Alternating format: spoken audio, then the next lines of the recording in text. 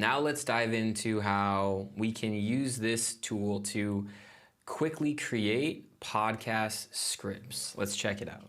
What I want to start out with is creating a 5-point outline for a mystery podcast on DB Cooper.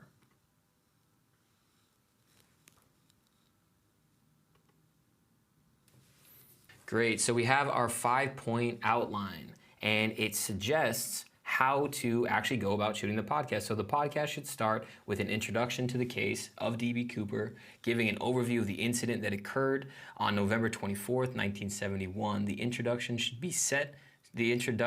set the tone for the podcast, introducing the listener to the mystery surrounding the case and piquing the interest of the story. So now that I have this 5-point outline, what I want to do now is have ChatGPT write a 500-word podcast script for the events in point 1 in storytelling format. And I want it to make the story sound suspenseful and engaging.